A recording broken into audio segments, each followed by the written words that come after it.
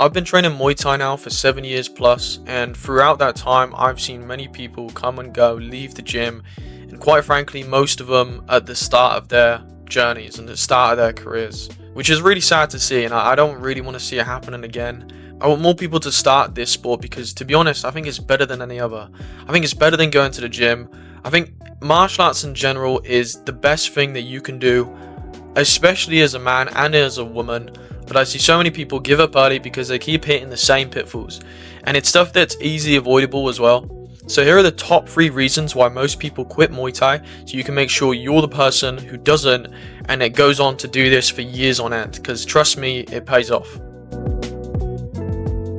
Okay, so the first one is what I like to call the honeymoon phase, but it's a little bit different because it usually happens before someone actually gets into it, before they take their first steps in the gym.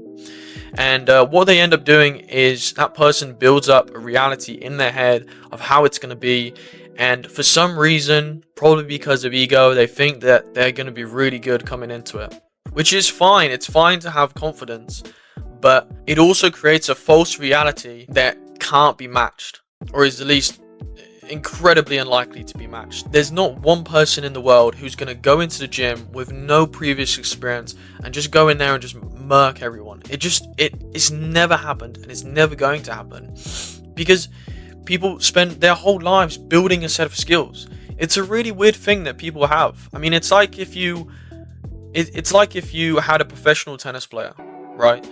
You wouldn't then think, oh, okay, I could definitely beat that guy just from the first time having a go at it.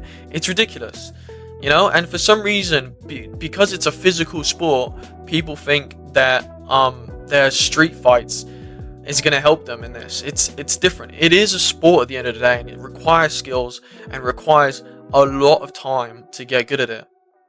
Surprise, surprise, right?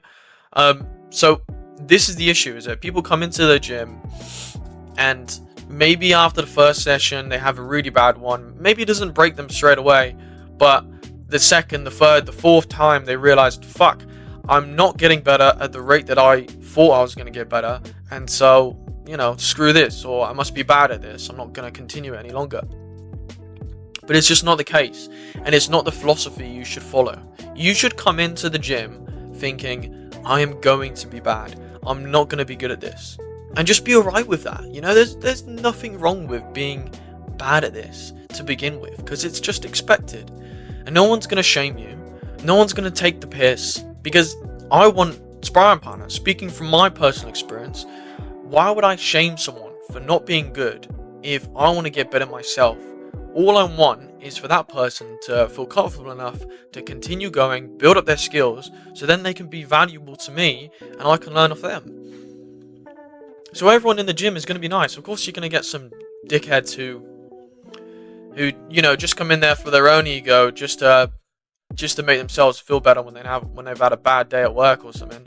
But it's very far and few in between, and you don't get it very often. Usually those people end up getting battered anyways. So it's good, you know, they get their comeuppance. So that's the first thing. So number 2 is comparing yourself to others, and sometimes this can be quite unavoidable. A lot of people end up doing this, and I think it's quite normal to do that. I mean, we do it in everything that we do. When you're scrolling through Instagram or TikTok or whatever, YouTube or anything, constantly comparing yourself to people your age or of your demographic, whatever. So it's normal. It's okay to be like that, but you can't let it dictate how you feel about a session. And instead of looking at it like you're against someone, let's say you're sparring someone, instead of looking at it like it's you versus them, even though it's a combat sport, even though it's competitive, it's not. It's like you're both there to learn. Unless you're in an actual fight, then yeah, you know, rip the guy's head off. Don't have any concern for his safety, because there's no room for it. But when you're training someone, when you're training with someone, then you're working with that person. So there's no point comparing. You know, sometimes I'll go into the gym and I'll just work on one thing. I won't try and show all of my skills, and I might look worse because I'm trying things out. I might even go to the opposite stance because I'm trying things out. And I don't then think, okay, these guys now think I'm shit. It's like, it's all adding up to just making you better. And that's how you got to look at it, is that you're in there to get better, not to be the best or look the best. And there's going to be some days where you're better, and there's going to be days where that person's better. You don't always operate on 10 out of 10. Sometimes you're going to have bad sparring days. Sometimes you're going to feel tired or lackluster, or you don't want to do it. So just think about it as learning and expanding, and it'll be a much more enjoyable experience for you. Okay, so number 3, this is something that I see probably the most.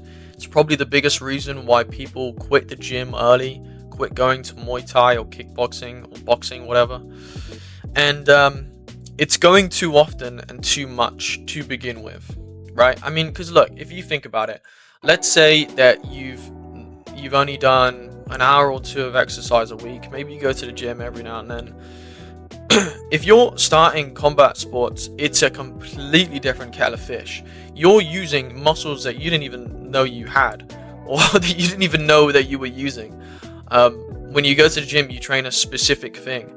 But with Muay Thai, it's so taxing on the body, and you are hitting against things. You're hitting against pads. You're hitting against people. So you're taking impact on the muscles, and it can take an effect, which is fine. And you'll get used to that over time, and you build up a resilience, which is really fun, by the way, when that starts to happen. When you're able to hit a heavy bag and it doesn't hurt, you think, finally, yes, I've done it. It's amazing, but it takes time.